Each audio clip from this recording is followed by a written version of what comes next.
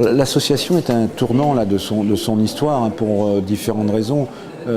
qui est liée à la réorganisation des services de l'État au niveau notamment de la création des agences régionales de santé. Également, c'est un tournant de son histoire du fait de la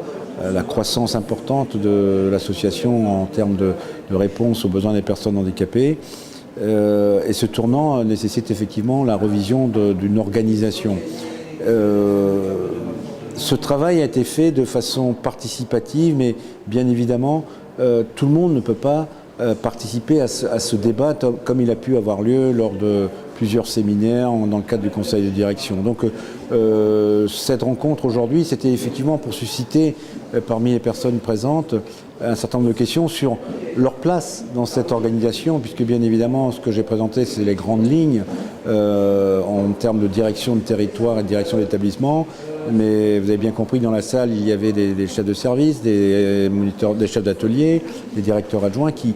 eux, étaient en droit de se poser la question et moi, demain, qu'est-ce que je vais devenir dans cette organisation ? Donc effectivement, sur ce blog, je pense que je les invite, s'ils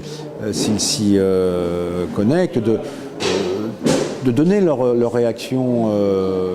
et aussi de faire des propositions en quoi ils peuvent contribuer à que cette organisation soit une réussite par rapport à l'offre de services que nous mettons en place pour les personnes handicapées. Donc bien évidemment, tous les cadres qui étaient présents ont leur mot à dire et leur rôle à jouer dans cette organisation. Donc j'attends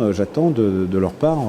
des suggestions, des propositions, et elles seront de toute façon, on en tiendra compte et on les examinera en tout état de cause. Je pense que l'organisation que l'on met en place, effectivement, elle est ancrée dans une histoire, dans une évolution, dans un métier qui est l'accompagnement des personnes handicapées, mais je pense que toute organisation, à un moment ou à un autre de sa vie, est liée à des problèmes, à des questions liées à sa croissance.